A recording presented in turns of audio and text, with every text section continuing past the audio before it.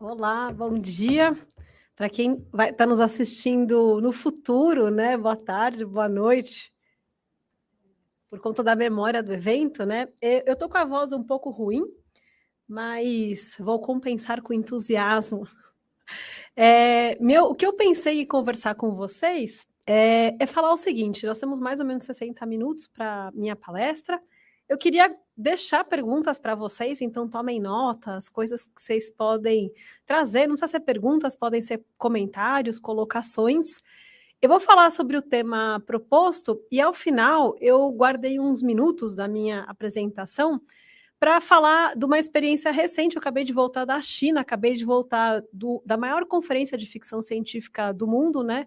Que é a Worldcon, que esse ano aconteceu na China, e eu fui uma das convidadas, então uma grande honra também. Então, no final da apresentação, eu vou falar um pouco como é que foi em Chengdu, algumas coisas que eu observei, que saem do âmbito do que eu vou comentar, mas eu acho que é um acréscimo interessante para falar até de como essa literatura pode se desenvolver num futuro próximo.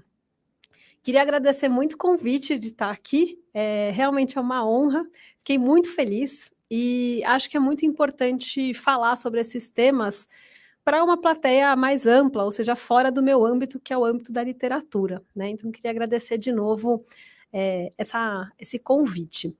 Eu vou falar de primeiro, na realidade, falar um pouco a respeito do. Só situar aqui. Pronto. Eu vou falar um pouco sobre uma coisa que me preocupa muito e pode ser um grande ponto de partida para nós conversarmos, que é o problema da cognição a respeito da mudança climática, né? Tem pessoas que gostam muito de falar o tema crise climática. Eu uso também, mas eu acho que crise ele causa esse choque, assim, né? Politicamente hoje é um dos termos mais usados, mais que mudança, né? Eu até acho simpático mudança, porque parece que nós também vamos mudar, e depois eu vou comentar um pouco que sim, há espaço para alterar esse curso terrível do que acontece hoje no planeta, né? Mas eu vou começar a falar um pouco do problema da cognição, porque um dos grandes problemas de falar de mudança climática, de crise climática, do impacto disso para o cotidiano, é que as pessoas não acreditam que isso aconteça. Aí existe o negacionismo de maneira mais assim, focal, assim, mais direta, né? Então, aquelas pessoas que acham que isso realmente não está acontecendo. Então, isso eu passo quando eu falo sobre esses temas. Eu estou, por exemplo, num táxi, eu estou em contato com alguma pessoa da minha família, a pessoa acha que não existe isso, que é uma invenção, ou seja, um negacionismo bem abrupto. A gente tem que lembrar que esse tipo de negacionismo é fomentado por uma estrutura de rede social que é paga, é financiada, né? Então a gente não pode ver isso também como as pessoas não têm esclarecimento, as pessoas não sabem, não, isso faz parte de uma estrutura maior de convencimento das pessoas a respeito desse assunto, ou seja, que seria algo da esquerda, que seria algo de uma certa, né? Existe esse discurso que pessoas iluminadas ou pessoas especiais, elas têm acesso a uma informação privilegiada que não existe essa alteração, né? Então esse é o negacionismo mais bruto, é o negacionismo mais ao resto do chão. Mas o que me preocupa muito, e eu fico muito feliz de estar conversando aqui com vocês, é do que a Naomi Klein vai chamar de dissonância cognitiva e que eu vejo muito presente dentro do pensamento progressista. Porque se a gente olhar de uma forma mais ampla, e aí eu preciso desconsiderar o ano de 2023, porque em 2023 a gente já tem catástrofes muito palpáveis no continente, na nossa experiência de vida, né? Então, São Sebastião, a seca agora nos grandes rios amazônicos, essas catástrofes que fazem com que um prefeito decrete o desaparecimento de uma cidade em Santa Catarina e assim sucessivamente. Então, isso ficou mais premente para a nossa vida, então as pessoas começam a entender que a coisa sim chegou num limite que não vai voltar mais do que nós conhecíamos como planeta. Essa dissonância cognitiva ela é muito comum no pensamento progressista, porque apesar da gente saber que isso existe, nós não alteramos 1 milímetro das nossas práticas sociais, né? Posso falar de várias, por hora não vou falar porque às vezes é um pouco perturbador, né? Mas só para a gente compreender, assim, né? A gente já em 93 já se achava que já tinha se passado um certo limite, né? Então isso não é de agora, isso não é algo assim que acontece. Entretanto, nós lá no fundo do nosso coração a gente acha que isso não está acontecendo, né? E uma questão importante, né, é que eu posso falar vários números para vocês, né, que talvez traga mais ou menor esclarecimento, né? Mas esses valores, eles são muito abstratos e eles instauram o que o Bruno Latour vai chamar de um novo regime climático. Né? O Bruno Latour foi um pesquisador muito interessante, né? Francês, falecido, recém-falecido na realidade, né? Faleceu recentemente, e ele teve uma vida muito interessante na área da investigação, né? Porque ele é um filósofo da ciência, então ele estudou vários tipos de ciência diferente, e no fim da sua vida dedicou aí seus últimos 15 anos para uma pesquisa ecológica muito profunda, né?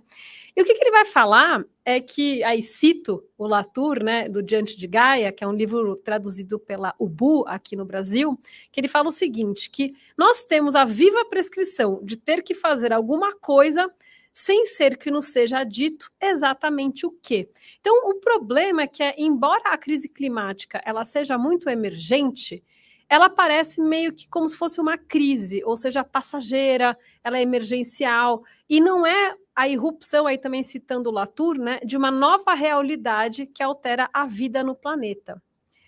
A Naomi Klein, que ela é uma jornalista canadense e que ela escreve bastante a respeito da doutrina de choque, ou seja, como certos eventos catastróficos são aproveitados para minimizar, por exemplo, os direitos humanos ou minimizar algumas conquistas sociais, no caso da mudança climática é muito preocupante.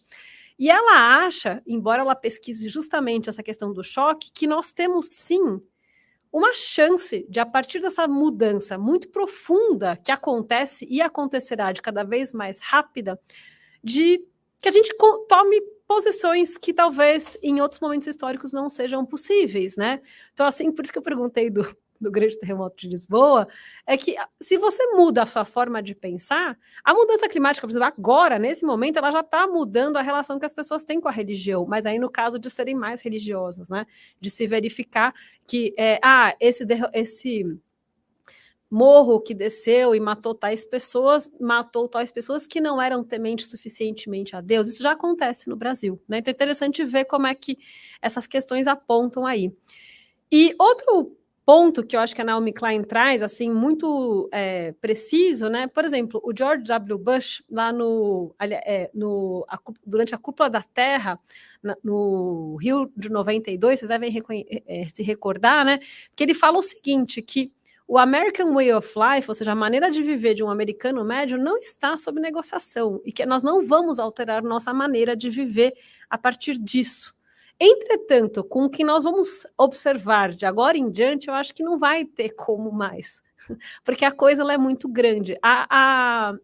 Enfim, a estatística é bem ruim, eu não gosto muito de ficar falando de catástrofe, daqui a pouco eu vou entrar no ponto da literatura, mas a estatística demonstra que nós, né, de 5 pessoas, pelo menos uma vai ter contato com uma dessas ocorrências. Não diretamente, mas provavelmente a família. Então, assim, a coisa ela vai ficar muito ruim nos próximos 30 anos, essa é a estatística, né? Pode ter uma alteração, enfim, tem todas as mudanças, né? Mas o que acontece é que, com a ascensão dos governos de extrema-direita no globo terrestre como um todo, essa marcha ela foi muito acelerada. Então, vários modelos que eram calculados, sei lá, até mais ou menos 2015, já hoje eles estão ultrapassados, né? Então, no Brasil, especificamente, isso a gente observou, observou de forma muito nítida nos últimos anos, né? Então, principalmente essa seca que está correndo na Amazônia, que eu tinha que mostrar as fotos, assim, mostrar para meus amigos, ninguém acreditava em mim que tinha seca na Amazônia, lá na China, nesse evento. Então, assim, são coisas que acontecem e a gente não tem muito como de mensurar, né? E é o que a gente chama de um estado, que é um termo da Elizabeth Colbert, né, que é esse estado da sexta extinção. E essa extinção não tem a humanidade incluída, mas tem muitas espécies que estão sendo extintas, né? Assim, no momento que eu estou falando. Então, a coisa está muito pior. Entretanto, ela está muito pior, mas nós não temos essa cognição. o termo antropoceno, eu acho que todo mundo aqui é familiarizado com esse termo, né? Mas ele é uma conquista de várias áreas das ciências ao mesmo tempo, né? Atribui-se a invenção do termo antropoceno ao o Paul Crutzen, que foi prêmio Nobel, né? Mas antes dele dar essa palavra, junto com o seu colega, que agora me fugiu o nome, que é o biólogo que estudava... Enfim, daqui a pouco eu já lembro o nome dele. Mas em 2000 eles mandaram uma newsletter usando esse termo. Aí depois, mais adiante, a Nature vai fazer um editorial usando esse nome, né? Então, a força do prêmio Nobel e a força da revista Nature fazem que a palavra antropoceno seja muito usada. Mas é muito fundamental falar que muitas outras pessoas já tinham usado esse termo, não essa palavra, né? Mas para designar essa nova época geológica na qual a atividade humana ela muda a estrutura geológica do planeta. Então, ela é tão forte, né? Essa força telúrica, Stanley Stupani, que é um geólogo do século XIX, né? Ela é tão forte, essa força, que ela altera a estrutura geológica do planeta, né? Então é legal porque a palavra antropoceno ela acabou sendo usada como vamos dizer assim, ela não é a melhor, né? Dentro da literatura e da filosofia se discute muito, muito, muito o nome desse termo, porque para nós as palavras sim importam, né? Então, que a palavra significa justamente a época do homem, né? Então, como se fosse triunfal, então que a Eileen Christ fala, não, mas não é um absurdo chamar a época dos homens, né? Mas é a palavra que se usa por um consenso científico e é uma forma da gente também não voltar mais atrás. Sim, isso existe e a partir daqui isso é um consenso da meteorologia, da física, das ciências biológicas, da filosofia, né? E por assim vai. Outra palavra que eu acho muito importante mencionar, que ela tem a ver um pouco com a minha pesquisa, mas também mostra que a gente precisa de palavras novas para designar realidades novas também, é a palavra ecocídio. Que a palavra ecocídio, ela foi inventada mais ou menos em 1968 ali, né? Por força da Guerra do Vietnã, que a gente tinha esses bombardeios de napalm, e o napalm ele não matava só as pessoas, né? Ele era uma espécie de bomba que você também tinha toda a cobertura vegetal era acabada junto, né? Que era uma forma de destruir a estratégia de guerrilha dos Vietcongs. E a opinião pública estadunidense, que já estava muito desgastada por causa da guerra, começou a achar aquilo tudo um absurdo. E foi um biólogo, o britânico, né, o que chama Arthur Galston, que vai cunhar esse termo ecocídio. E é interessante que tanto antropoceno como ecocídio, eu acho que são palavras interessantes, porque no caso do ecocídio foi criado por um biólogo, mas ela foi muito usada pelo discurso jurídico para proibir ecocídios em tempos de guerra, né? Então, até hoje, em várias legislações, a gente tem o ecocídio como um crime de guerra, né? Então, não pode promover, junto com a destruição, por exemplo, outras, né? Promover a destruição de certos habitats, existe uma definição certinha do que seja ecocídio, mas também em várias legislações, principalmente do bloco soviético, né, antigo bloco soviético, legislações nacionais, a gente tem essa proibição desse crime também.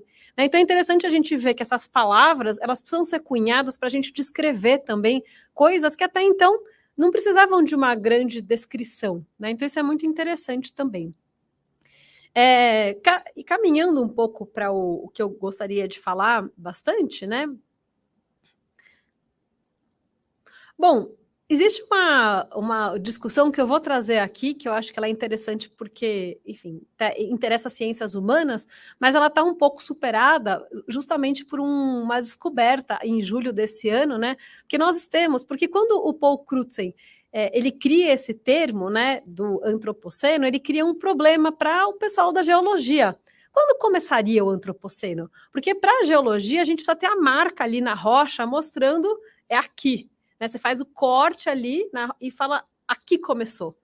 E então era uma nomeação mais política do que técnica, né? E criou-se um problema para os geólogos de saber quando que começaria então esse antropoceno.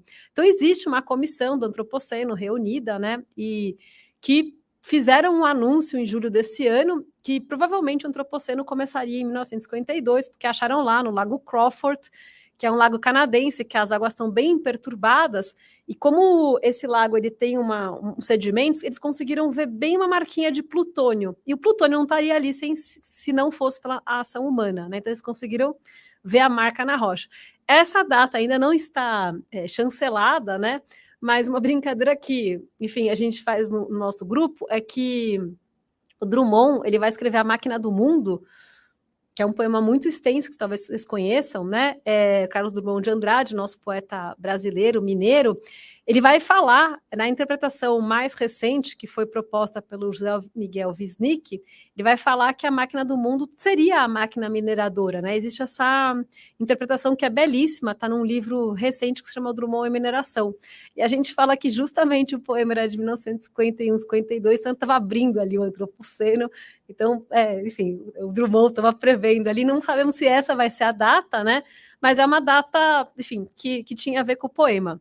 Mas só para comentar, antes de existir essa marcação histórica, que essa comissão de estratigrafia, que são esses geólogos estão calculando, nós tínhamos várias ideias de quando começaria isso, né? Então, só para comentar algumas ideias que eu acho que são interessantes, o Bruno Latour, que justamente esse francês que eu mencionei, ele vai falar que desde 1610, quando os europeus, quando invadem o continente americano, eles vão trazer eles vão fazer o contágio, né? Por exemplo, de doenças, dizimando 54 milhões de indígenas e também começando com essa apropriação de recursos naturais, né? O Paul Crutzen, ele mesmo, que foi quem propôs o termo antropoceno, né? Ele vai se referir a 1784, que é quando James Watt vai projetar o motor a vapor. E também outra coisa que é muito comentada, né, pelo Frederick Jameson, que é um crítico da cultura estadunidense, entre outras autorias, que é esse período depois da Primeira Guerra que há o que eles vão se chamar a grande aceleração, ou seja, que você tem uma transformação muito mais rápida de tecnologia, enfim, muito acelerada, que a gente tem a containerização, né, que é a transformação o transporte de bens por meio de containers, a gente tem a financiarização, então de ter uso de computadores para fazer com que as transações sejam imediatas, né? Então tem essa mudança.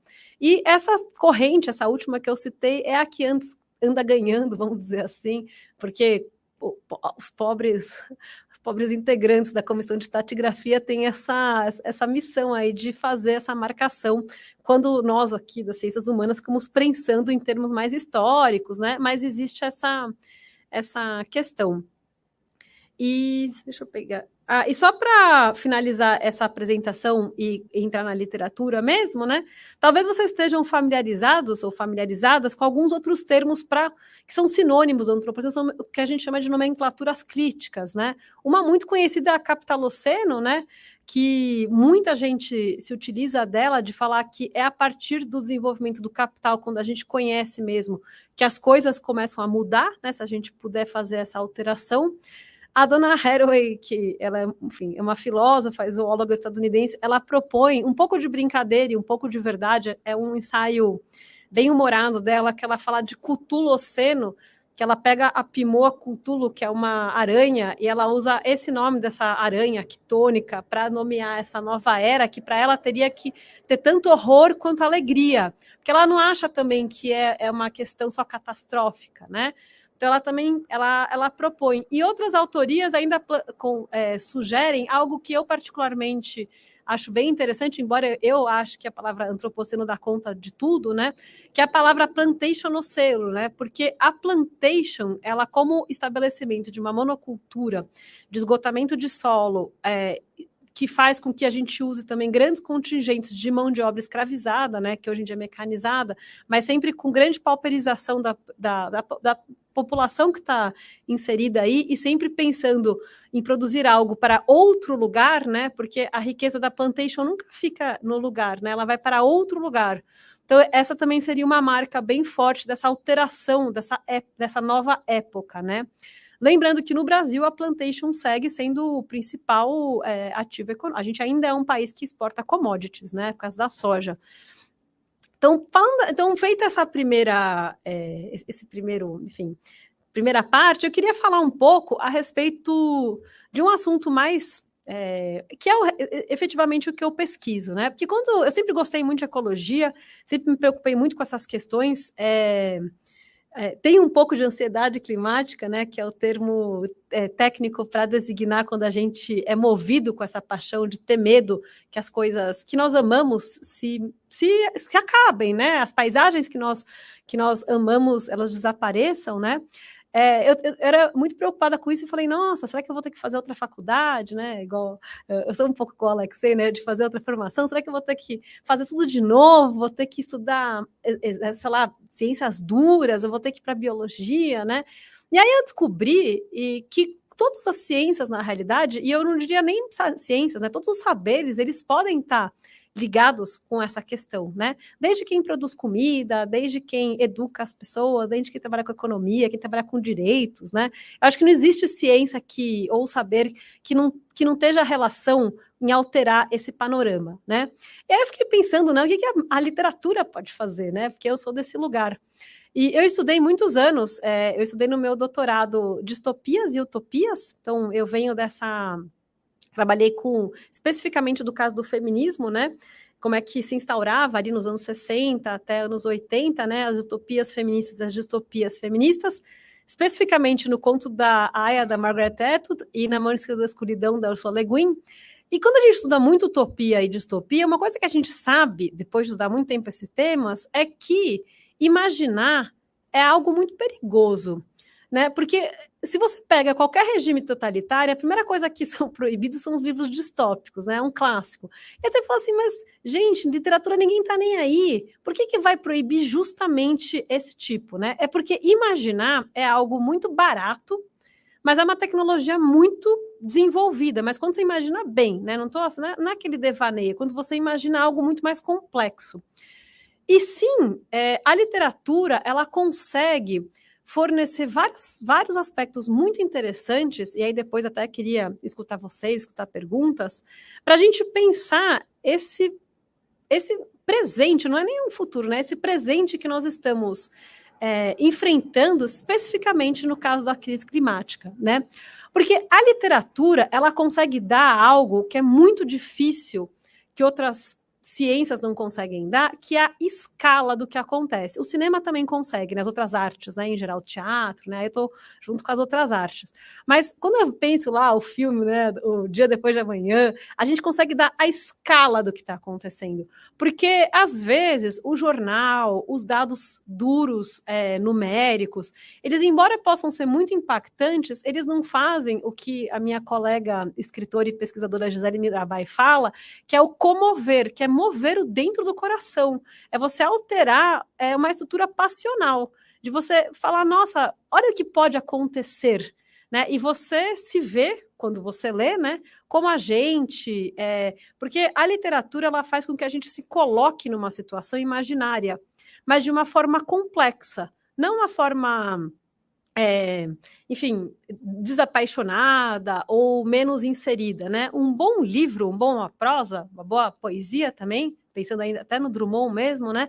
Faz com que a gente consiga entrar em algumas questões que até então nós não nos víamos implicados. E também, quando eu termino de ler, aquilo também deixa de ser a minha implicação e eu consigo olhar aquilo de uma forma crítica. Então, essa é uma coisa muito interessante que a literatura pode fazer por nós, que é, primeiro, então, dar a escala do fenômeno. Outra coisa muito interessante que a literatura pode fazer por nós, que é mostrar o que a dona Haraway fala de respostas, habilidades, que é você não só ter uma habilidade para responder aquilo imaginariamente, mas também você praticar mentalmente o que eu conseguiria fazer. Né? É você pensar o que eu poderia fazer. Então, pensando um pouco nessa ideia, né, tem uma frase do Frederick Jameson que eu gosto muito, que ele fala que as melhores utopias são as que largamente fracassam. E aí no sentido de texto, né, não utopia no sentido político, mas um texto utópico. Estou pensando agora numa peça literária mesmo. E por que isso? Porque se ela desse certo, ela virava um programa político, ela virava algo que eu conseguiria executar. Como ela fracassa, eu penso lá um mundo utópico, aí eu leio, aí aquilo não funciona. Qual que é a vantagem? Que quem lê completa na própria cabeça o que seria a solução.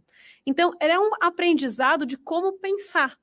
E isso é muito popular também, porque não fica só dentro de quem produz política pública, ou de quem está pensando política, executando uma política, ou pensando ainda sendo pesquisador, executando alguma outra questão.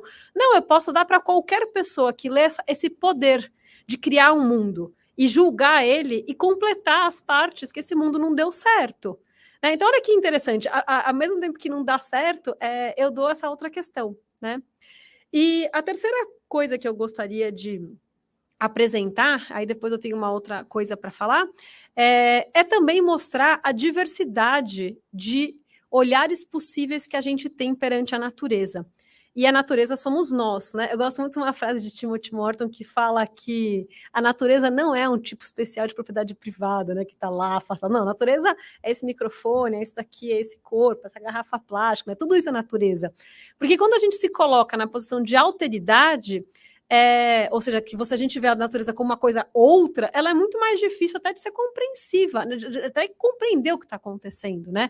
E a literatura, pela própria estrutura textual, ela consegue apresentar pensamentos hipotéticos, que a gente não sabe tão bem assim, de como o urso polar pensa, que são histórias bem comuns para criança, né? Ou pensar um pouco como é que seria um mundo sem abelhas e o que aconteceria se o mundo não tivesse abelhas. Gente, é muito comum na literatura contemporânea, muito sem abelhas. Eu descobri assim, que tem muito. Parece que a abelha assim, é um dos insetos que é o símbolo da mudança, assim, é muito, muito frequente. Mas assim, eu consigo também pensar como é que eu seria se a gente não tivesse a Terra como ela é agora. Então você tem que ter esse deslocamento. E esse deslocamento faz com que a gente, quando leia, nós enxerguemos a nossa própria realidade de uma outra maneira, mas é a própria realidade. Então é como se desse uma lente para nós enxergássemos o nosso mundo, mas um pouquinho deslocado. E isso abre essa perspectiva crítica, inclusive para aliviar esses sintomas também de algumas pessoas que têm que trabalhar muito perto de catástrofes. Eu já tive alunos assim que, por exemplo, que eu fico falando que é a síndrome de Cassandra, assim, você vai na cidade, meteorologistas, né, vão na cidade, falam que vai acontecer tal coisa, e, por exemplo, a prefeitura do local não faz nada, agora está mudando isso, né, mas há uns 5 anos não era bem assim.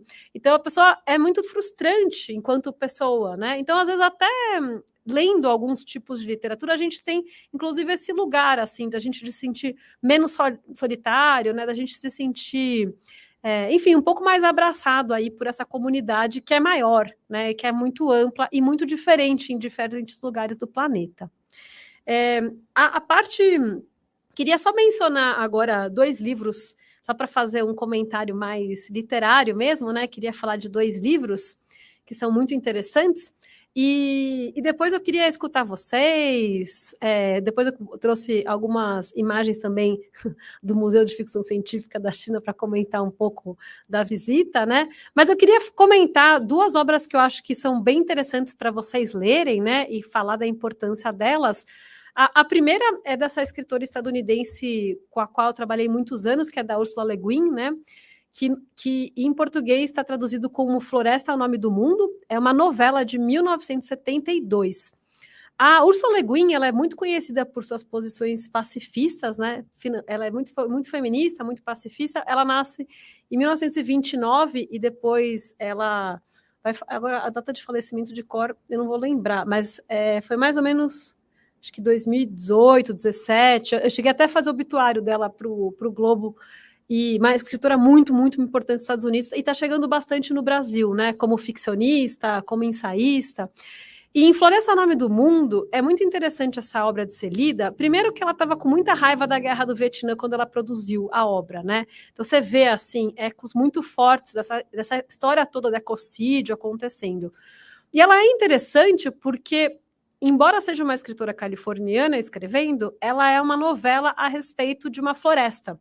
Então é um mundo que ele tem uma cobertura florestal que se chama Atia, na língua do povo desse planeta, que se chama floresta, que é um pouco a gente, né, que é terra e se chama terra, earth também em inglês, né, e o que acontece é que madeireiros do planeta Terra vão para esse planeta que tem uma cobertura, enfim, florestal muito vistosa, e eles vão para serrar para colocar essa floresta abaixo. E é interessante que a Le Guin já sabia de alguns princípios ecológicos dessa época, né? Então, essa questão da erosão, de onde tirava a cobertura vegetal, o solo ficava erodido, né?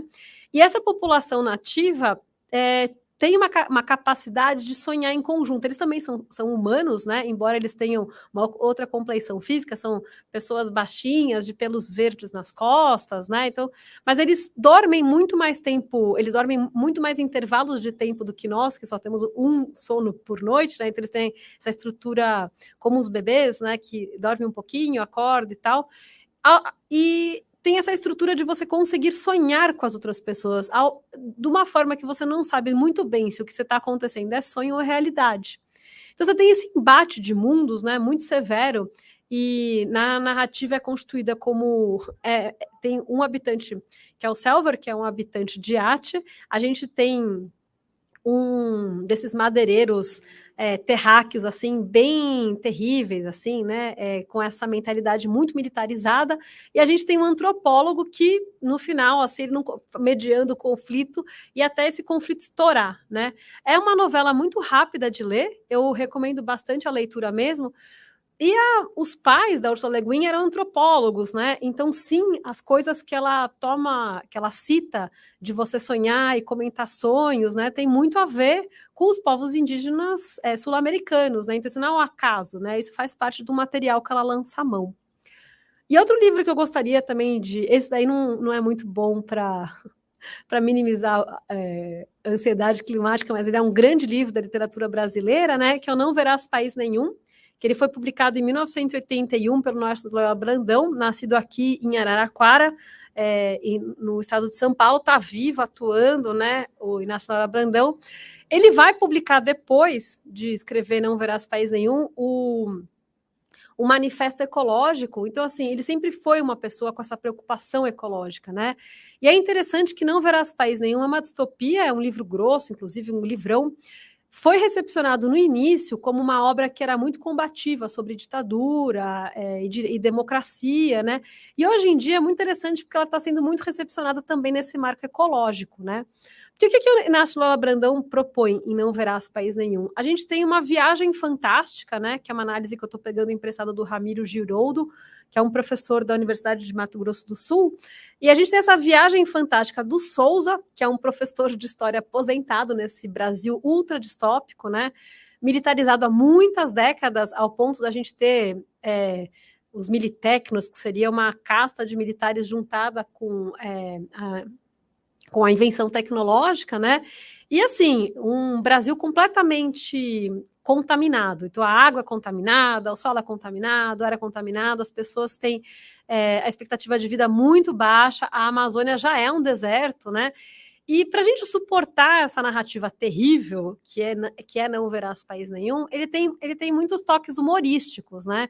Então, por exemplo, quando tem lá esse processo de desertificação amazônico, nós temos ali umas odaliscas dançando numa festa, assim, Noite das Arábias, uma coisa assim completamente sem gosto, assim, bem, bem grosseira, comemorando o fato, que era uma nova maravilha. Então, o Inácio Loyola Brandão, ele consegue dosar algumas coisas que são terríveis com um certo tipo de humor, né? Então, acho que isso que é muito legal na obra. Eu digo que ele é uma viagem fantástica, que é uma interpretação crítica que eu gosto muito, porque esse sujeito, nosso protagonista, o Souza, ele sai dessa São Paulo e ele demora muito tempo para sair da cidade, porque os ônibus não fazem nenhum sentido, que é exatamente como é a experiência de pegar ônibus, errou ali o Lapa R, né? Eu moro nesses lados, claro, você tem que saber a letra do Lapa, assim, senão nunca mais chega em casa. E aí você não consegue sair desse território, e ele fica zanzando por essa São Paulo, aí essa São Paulo, primeiro a cidade, depois o estado, e ele vai vendo cenas terríveis, né? Então, grande congestionamento, que as pessoas morrem no trânsito. Então, ele vai fazendo coisas muito, muito, muito exageradas, mas ao mesmo tempo, quando a gente lê, a gente consegue ver.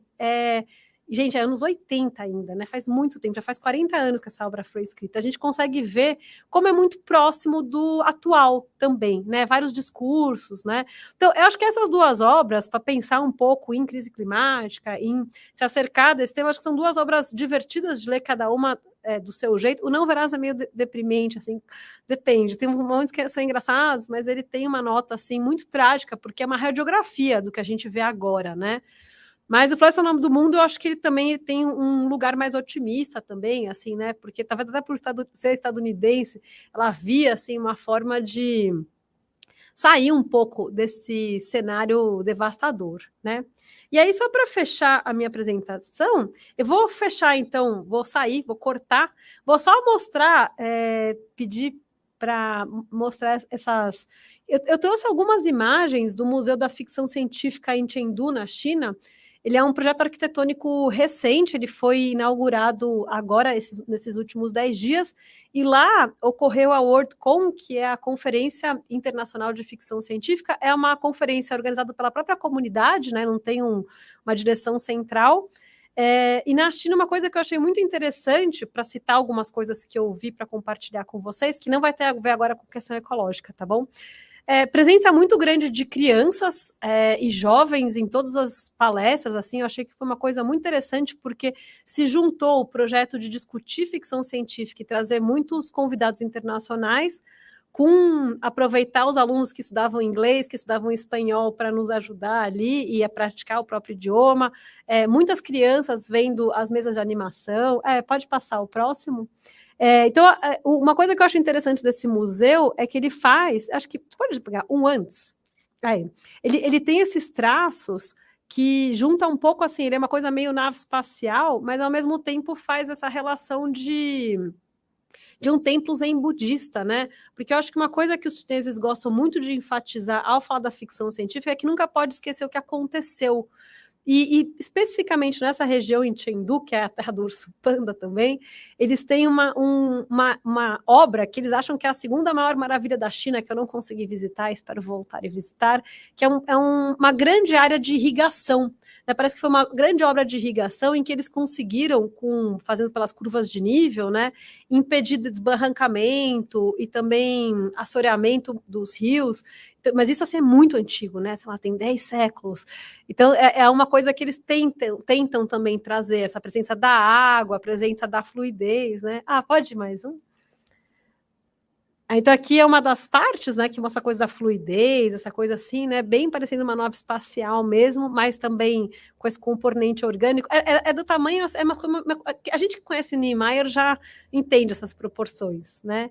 E o último slide tem meus contatos, meu e-mail. Eu tenho uma newsletter em que eu escrevo sobre várias coisas, não é sobre científico, assim, temas científicos, se vocês quiserem. E também no Instagram eu divulgo várias das minhas pesquisas, assim. Então, aí a gente pode conversar um pouco agora, quero escutar perguntas, era isso que eu tinha para apresentar para vocês.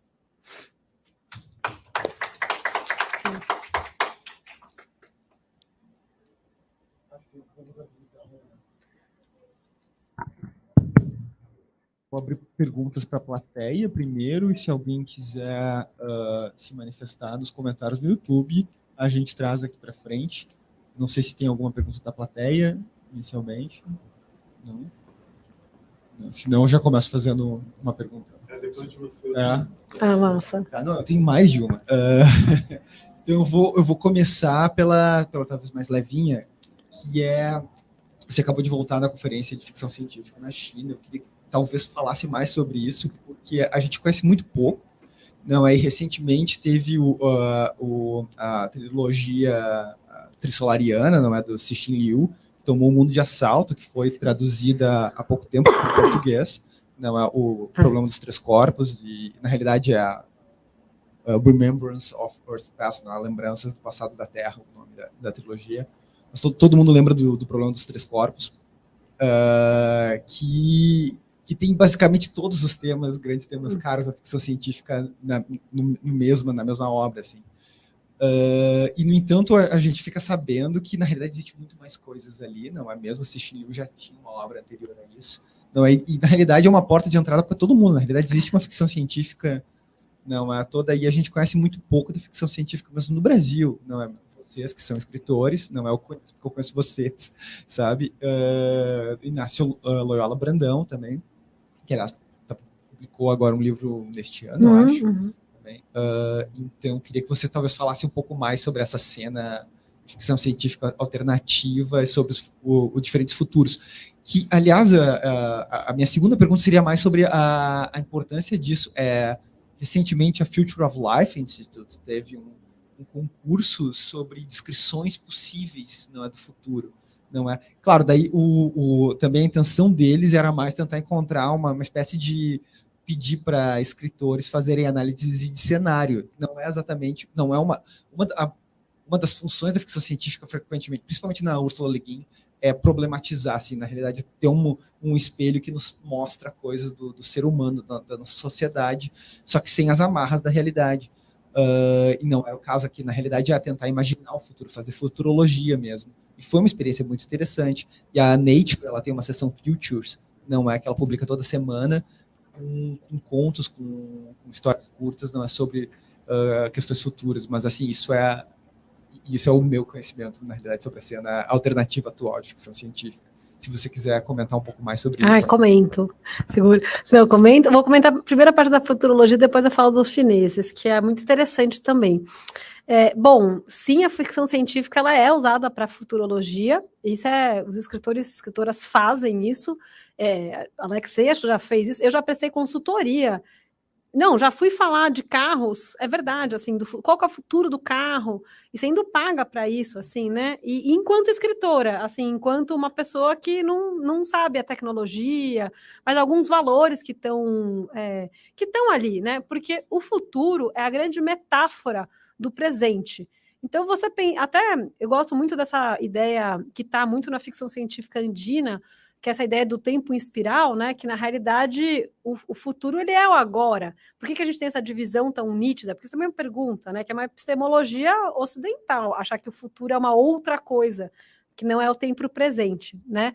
Mas pensando nisso, né, no desenvolvimento científico, evidentemente que na China se entende a ficção científica como esse exercício, mas a NASA tem programas para financiamento de escritores e escritoras, né? Então, eu posso citar a Nora Jameson, que escreveu A Quinta Estação. Ela escreve A Quinta Estação por conta de várias questões que ela teve contato num programa da NASA. Então, isso é feito nos Estados Unidos.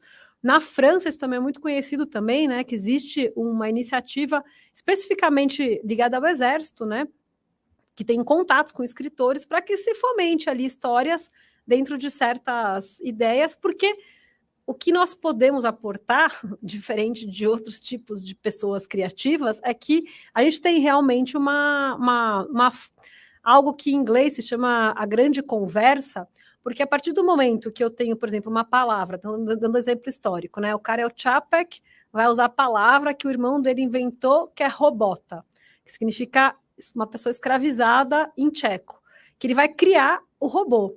E aí o Asimov, do outro lado do Atlântico, ele começa a usar a palavra para criar a ciência robótica. E hoje em dia essas duas palavras elas existem no nosso inclusive existe a robótica, né? E é interessante que quando isso foi inventado, não existiam ainda essa tecnologia para suportar esses termos. Então, o que eu acho que a ficção científica faz, diferente de outros tipos de literatura, é que a gente se apropria de palavras e conceitos que existem nas outras obras para constituir as próprias. E ao contrário de ser um plágio, não, é uma referência. Então, por exemplo, a Ursula Le Guin tem o Ansível, que é uma forma de comunicação interplanetária, que não existe e é bem pouco provável que vá existir. Mas ela resolve um problema muito importante na trama, como é que você vai conversar com alguém que está no outro planeta, né? Essa palavra, ela começou a virar de uso corrente em outras obras, né? Então, você sempre tem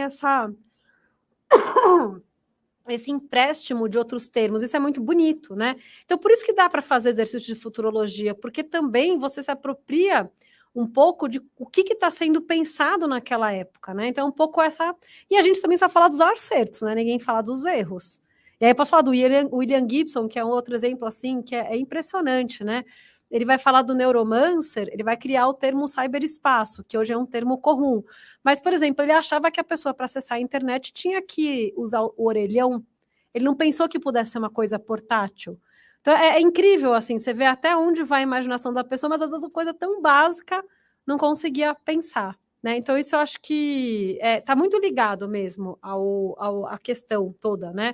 E também a tecnologia sendo vista não só como uma coisa eufórica, mas muito do problema, né? Se a gente pegar o Frankenstein, 1818, lá, a Mary Shelley estava falando do problema daquele cientista, de ter criado uma coisa que ele depois não dá conta do que cria. Então, o dilema ético e moral, ele está sempre muito presente, né? Então, quando a gente lê obras de ficção científica, sei lá, Philip K. Dick, não é euforizando que vai ter Android, é o problema de você criar pessoas ali que vão só trabalhar e vão falecer depois de um tempo. Que é óbvio que é uma paródia, né? É uma questão, é um comentário sobre o mundo do trabalho, claro, né? Uma metáfora. Mas é muito interessante porque tem essa relação. E especificamente sobre literaturas de ficção científica fora do ambiente anglófono, né? É muito interessante que existe um problema muito sério, e esse problema é um problema de imaginação, que inclusive repercute com essas ideias do que a gente acha que é futuro, do que a gente quer civilizado, que é o problema da gente ter uma concentração muito forte da ideia de imaginação e criatividade dentro da bolha Estados Unidos e Inglaterra, né? Isso não é só da ficção científica, isso vale para qualquer outra área de desenvolvimento, isso é um problema muito sério que a gente tem, porque todas as ciências que são gestadas ali fora desse marco, né? Então, por exemplo, na América Latina, no continente africano todo, na Ásia, eles são sempre vistos como menores ou menos importantes. Especificamente o caso chinês, ele me parece muito interessante, aliás, o Liu Cixin, ou Cixin Liu, né? Porque o primeiro nome é Liu, e o segundo é Cixin, só que em chinês se fala ao contrário, e por isso que vem ao contrário, é bem... Eu lá, qual que é o meu último nome? É Ana. Até eu descobri isso, para descobrir a senha da Wi-Fi, assim mudou minha vida, que não é Rush o último nome, é o Ana, porque é ao contrário, né? Então essa que é a questão. Mas ele é um, nossa, astro, assim, não dá nem para chegar perto, assim, muito, muito, muito importante lá. Não, a gente não tem no Brasil uma pessoa semelhante a ele, a viva, sabe, assim. Mas uma coisa muito interessante, né, é que especificamente o caso chinês, e aí eu posso até estender para o Japão isso também, é que são culturas muito, muito, muito, muito antigas e tem sua supremacia política e econômica nesses lugares, que é diferente, por exemplo, do caso indiano, que, enfim, foi colonizado, grande parte das pessoas tem o inglês como língua franca, como língua até de conhecimento, né, que o Hindi é uma das 22 línguas, então, assim, tem uma questão mais complexa. Mas no caso chinês e japonês, são culturas que se veem como produtores de tecnologia de igual para igual. Então, eu acho que se questiona muito também por que estão à margem, né? E essa WorldCon, nesse museu que eu acabei de mostrar, porque eu trouxe a foto que eu falei, nessa foto tem que mostrar, porque é muito difícil de explicar o tamanho do museu, que é um lago muito maior do que esse lago do Ibirapuera, o museu é muito maior do que a Oca, e assim, lotado de pessoas, com uma estrutura até pedagógica organizada, né? Por quê? Porque eles querem ser um novo grande player da ficção científica internacional. E a coisa interessante é que eu estive em Boston no começo do ano para conferência regional que eu contribuo lá, e aí todo mundo me perguntando, não, o que no Brasil estão pensando? Que a WorldCon esse ano é na China, né? Porque os americanos se mordem, né? E eu falo, mas para nós tanto faz, né? Porque a gente, assim, não estão ajudando a gente, né? E pelo menos os chineses até então eles são mais simpáticos a outras literaturas, né? E para finalizar, tem um livro que está em italiano, em inglês, mas ele está para download gratuito, que ele chama Meteutopia, né? Que são contos. Desculpa por não estar em português, mas é sempre complexo trazer coisa para cá, não tem financiamento, né? Mas são narrativas de autorias do Sul Global sobre a questão climática, né? Então, eu organizei junto com o Bodhisattva Chattopadhyay, que ele é um indiano que mora em Oslo, né? E junto com o editor italiano, que é o Francesco Verso. Então, ele é um livro produzido dentro da CoFutures, que é uma iniciativa da União Europeia, né, que eles que financiaram, mas é muito legal, porque tem escritores, enfim, de vários países africanos, da América Latina, também da Índia, né, da Filipinas, então, e a gente pegou especificamente de áreas que estão sendo afetadas, né, não só autorias que escrevem sobre isso, mas também que tem essa relação. Então, esse livro é muito interessante também. Queria muito que viesse para o português brasileiro, a gente está tentando, mas que é complicado, né? Por conta das questões todas.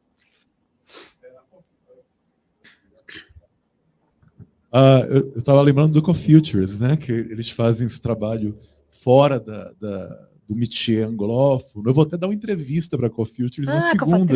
O Patrick Brock. Ele vai me entrevistar. Me chamou a atenção que você falou que você já prestou trabalho de consultoria, né, como escritora de ficção científica, até para coisas que você não conhecia, como carros. A mesma coisa. Eu estou indo agora falar sobre saneamento básico.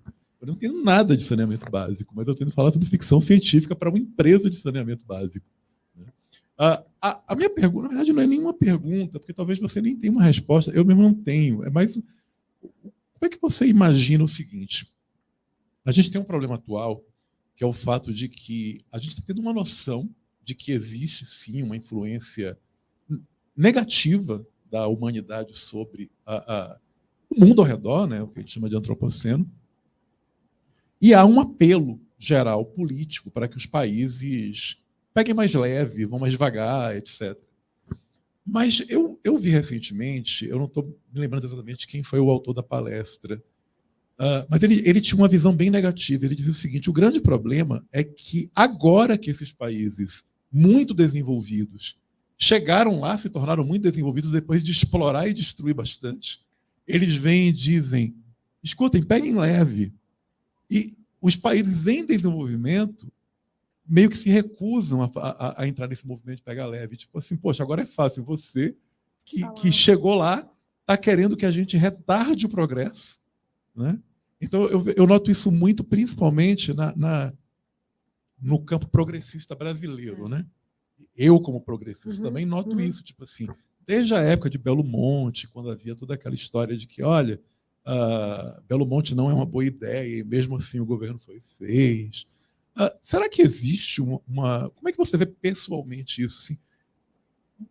O que os países em desenvolvimento... Como é que a gente pode lidar com isso? Né? Tipo assim, como é que a gente pode convencê-los de que é preciso ir mais devagar? É uma pergunta muito boa e muito prática, e nem sei se eu tenho capacidade, enfim, teórica para responder, mas o que eu acho, até conversando com meus colegas na América, porque foi bastante gente da América Latina para a China, mas tem duas coisas que na América Latina especificamente, né, nós somos muito bons em formar laços sociais. Assim, um minuto, você já sabe a história inteira da pessoa que está sentada do seu lado no avião. Porque parece uma coisa besta, mas é uma grande tecnologia, porque quando você precisa de não sei o que, você fala, eu conheço. Porque a gente está acostumado a não ter Estado para nada, né? Não ter segurança para nada. Então, assim, você precisa ter essa capacidade de se comunicar muito rápido e dominar uma certa teia social muito mais avançada do que pessoas que... Enfim, trabalhei com alemães a minha vida inteira, né? Você não precisa ter... Você tem 2 melhores amigos. Por quê? Você tem um estado de bem-estar social que vai fazer com que sua vida seja viável, tendo só 2 amigos e que vão ser ótimos amigos e tá tudo bem. Né? Essa coisa da gente ser muito sociável, de gostar muito de festa, de gostar muito de fofoca também, é uma forma também de autoproteção. Né? Então, adaptabilidade. Porque a gente nunca sabe o que vai acontecer, então tem que estar muito preparado para muitas coisas, né? A carreira. Gente, a carreira, eu vejo muito também, colegas alemães, eles desde pequeno já têm a carreira, né? As criancinhas ali. A gente, às vezes, até no meu caso, né, tenho 44 e ainda não sabe o que vai ser quando crescer. É sempre assim, né? Tá sempre descobrindo, que é uma coisa muito latino-americana, isso não é isolado, né? Eu tenho vários colegas que são assim também, e é comum, né? Incomum, né? Então, essa coisa da grande criatividade, sim, nós temos, mas tem um pouco a ver da adaptabilidade de cenários muito diferentes, né? Minhas colegas argentinas, gente, a economia, assim, derretendo uma vez mais, e elas estão lá fazendo projetos, não, porque se o dólar fizer isso, a gente vai fazendo isso aqui. Já tem, assim, 5 cenários na mente. E é uma capacidade, né, de lidar infelizmente, né, lidar com essa instabilidade. Mas uma coisa realmente que eu acho que a gente perde tempo é não resgatar tecnologias ancestrais, assim. Mas isso eu falo assim, porque, por exemplo, os chineses, eles são super orgulhosos lá do sistema de irrigação deles. Super orgulhosos, levam os turistas lá. Infelizmente, eu realmente preferia ter visto isso do que o Urso Panda, que eu queria muito ver, assim, né, porque fala diretamente com a questão de estar caindo os morros aqui, né, e era isso que estava acontecendo lá há 10 séculos. E aí você fala, e eles são muito orgulhosos de usar isso no agora, então eles não jogam fora, para eles não sei, 10 séculos, 15 séculos, está muito perto. Eu acho que a gente tem um problema de, como por conta dessas camadas colonizatórias, eu digo camadas porque a cidade que a gente está vendo, ela é muito nova, né? Então, a gente sempre destrói tudo, vai destruindo tudo. E, às vezes, a gente perdeu uma grande, sei lá, tecnologia de, por exemplo, essa eu sei que existe, de, como é que fala? De isolamento térmico, e que não precisava usar ar-condicionado. Então, às vezes, a gente perde, assim, umas oportunidades. E eu acho que um pouco o que é o futuro, o que é uma tecnologia de futuro, é algo que a gente não se pergunta muito. Porque, especificamente, a questão do ar-condicionado, né? Tem um cálculo que eu não vou saber fazer e não vou saber explicar, mas a quantidade de parede que você tem, ela é proporcional ao isolamento térmico que você consegue. E tem vários tipos de construção que você não precisa usar o ar-condicionado para um grau de temperatura muito maior. Gente, Estados Unidos, eles usam ar-condicionado para qualquer ocasião. Todos os dias tem ar-condicionado ligado, não sei se já for, mas assim, é verão, calor, é frio, tem sempre ar-condicionado ligado. E é uma coisa assim muito, né? Então, sempre todo mundo está com a mesma roupa porque não precisa se adaptar. E às vezes você pensa assim, será que talvez não seria isso que a gente não teria que estar exportando para eles? De falar, não faz nenhum sentido você estar usando ar-condicionado o dia todo, né? Então, assim, essas perguntas eu acho que elas são boas. E aí, em vez de a gente pensar qual que é o direito de poluir, o direito de minerar, o direito de matar, é pensar um pouco o que a gente não está fazendo, porque a gente só está olhando aquele forma de ter tecnologia. E aí, isso para mim faz muito mais sentido, sabe? São coisas simples, né? Você veja, por exemplo, na pandemia, depois da pandemia, a gente aprendeu que, poxa, se eu estou com um resfriado simples, eu tenho que usar máscara na rua. Que é uma coisa que os chineses, os japoneses, os coreanos já fazem desde sempre. Eu morava em Veneza, muito antes da pandemia, volta e meia eu via um chinês de máscara. Mas ele não estava com coronavírus, ele estava meio resfriado, ele, por uma questão de noção, sabia que não. Outra coisa muito simples, tirar o sapato quando a gente entra em casa. Gente, é básico, é uma questão de higiene básica. A gente está pisando em um monte de imundície na rua, depois pisa em casa, onde o bebê engatinha, onde o gato pisa e depois lambe você. Quer dizer, tem essas coisas mesmo de países muito antigos que trazem essa sabedoria ancestral. São coisas muito pequenas, realmente, acho que você tem toda a razão. E não é um discurso, assim, né? Não quero fazer discurso lacração, então assim, é básico. São tecnologias que foram dizimadas. A questão toda no caso da medicina, então, isso vai longe, né? É destruição de saber, assim, de usar ervas que podiam, sim, estar fazendo uma diferença na vida das pessoas. Mas é que não é esse futuro que a gente está procurando, né? Então é muito difícil. Eu sempre acho que a coisa ela é mais. É isso. Qual que é o lugar em que para onde você olha, né? E nós produzindo ciência, e é interessante que sempre me chamam para falar sobre mudança climática no sul global, né? E a gente, quando lê os livros, a gente não tem os grandes teóricos, né? Agora a gente tem o Ailton Krenak, que, nossa, graças a Deus está super traduzido, então a gente sempre pode falar do Ailton Krenak e tal. Mas, ao mesmo tempo, é muito triste que a gente não tenha os grandes livros, né? Então, que acaba tendo essa retroalimentação endogâmica, então a gente fica falando da mesma coisa, né? Gente, alguém tem alguma pergunta? Bom dia. Meu nome é Vevila. Eu sou amiga da Vanessa, ela te mandou um beijo. Eu sou pesquisadora, sou geógrafa de formação, e a minha pergunta se relaciona com a sua fala e um pouquinho do que a Alexei falou também. A ansiedade climática e essas outras ansiedades, né, do nosso tempo, incluindo agora a guerra, né, que, enfim, está nos nossos pesadelos aí todo dia, elas podem nos levar a um pessimismo, né? É super fácil se tornar pessimista nesse cenário. Mas o pessimismo, a gente esquece que ele também é uma forma de viés, né? É uma perspectiva sobre o mundo, sobre a realidade. E pensando nisso, inclusive um pouco da fala do Alexei sobre o nosso papel e o potencial humano na manutenção da vida, né? Eu queria que você falasse um pouquinho sobre o otimismo como palavra e como perspectiva também. Vale a pena ser otimista e como fazer, né? É lindíssima a sua pergunta, Bebila. Não, lindíssima, muito obrigada. A palavra otimismo, porque assim, né, a Eu vou citar a Ursula Le Guin, que ela tem um discurso que é muito bonito, é o último discurso dela, e ela demorou quase um ano para escrever, então acho que vale a pena ser bem curtinho, mas ela fala o seguinte, né? Que o capitalismo parece inescapável, mas assim também parecia o direito divino dos reis. E por que é importante lembrar dessa frase? Que eu acho que ela... Porque a gente acha que a forma pela qual o mundo se apresenta hoje, ela é a única forma que se apresenta e que vai ser assim para sempre. A Margaret Thatcher, é que eu lidei muito tempo com a Thatcher por conta, exatamente por trabalhar distopia nos anos 80 ali, né? Ela repetia tanto que não tinha outra alternativa que isso virou um bordão, o TINA, né? There is no alternative, que a única forma de habitar o planeta seria o capitalismo, especificamente o neoliberal, que é o caso dela, né? Então, assim, o otimismo, eu acho que a gente precisa ser esses realistas de uma realidade mais ampla, sempre, porque o não está dado, principalmente para nós que moramos em uma região do globo tão violenta e tão desigual.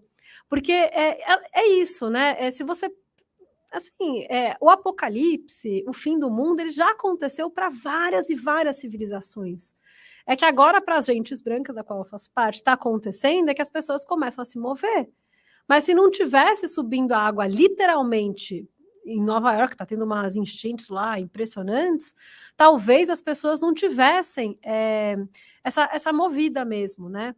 Então, eu acho que o otimismo, ele ajuda a gente muito, e mesmo quando ele é sem brilho, sabe? Ele é até contido, porque ele faz com que a gente continue a fazendo as coisas, mesmo quando a gente acha que talvez não tem muito futuro. Eu quase abri a palestra hoje com uma matéria que eu li ontem no New York Times, que é super bonita, que é muito besta e muito bonita, que era um moço que todo dia de manhã, ele não sei quantos anos, ele sai para correr, eu gosto muito de correr, então por isso que eu estava lendo, ele sai catando os lixos, sei lá, os plásticos numa região. Todo dia ele faz isso, todo dia ele coleta um monte.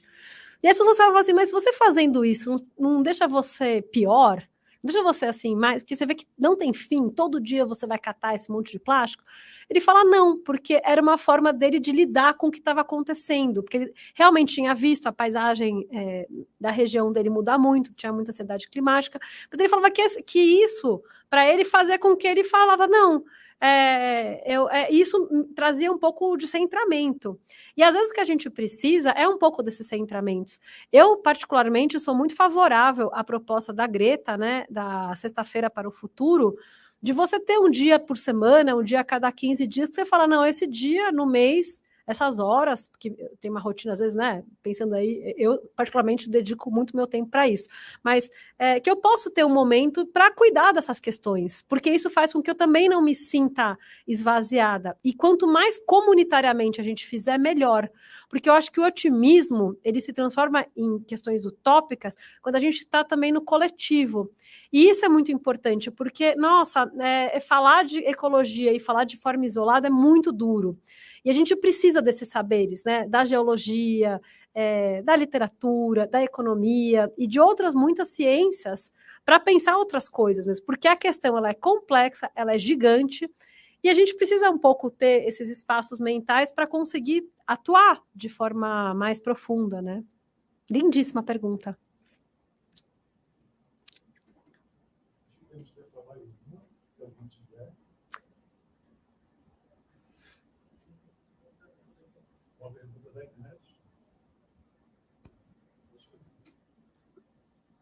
A Vanessa Guedes perguntou, na linha parecida com a do Ramiro, se existem projetos no Brasil que aliam a literatura de ficção científica com esses exercícios de análise e futurologia das ciências mais duras. E como anda esse diálogo fora da academia? Eu acho que uma pessoa que talvez seja assim, que vocês podem procurar, ler, que faz um trabalho muito legal nessa área, é a Lídia Azuin, né? É assim que pronuncia o sobrenome dela? Lídia, a gente é parceiro numa empresa chamada Up. A gente presta consultoria sobre ficção científica. A Lídia está na Suécia. Mas é uma pessoa bem acessível. Que talvez faça essa ponte. Eu faço esporadicamente, uma vez a cada, sei lá, 5 anos. Mas ela é um bom nome assim para se procurar, tem ótimos artigos com essa relação, né? Esses artigos ela publica principalmente no LinkedIn. Ela escreve muito para o Medium, mas quase tudo ela publica no LinkedIn, tanto em inglês quanto em português. Talvez seja um nome melhor do que o meu para essas questões. Gente, então agradeço. Então a gente volta às 2h, tá? Quem estiver nos assistindo online, a transmissão vai ficar cortada temporariamente. Queria agradecer a presença de Ana, a presença de todos vocês, citar o apoio que o Grupo de Altruísmo Eficaz tem dado ao nosso evento. E é isso.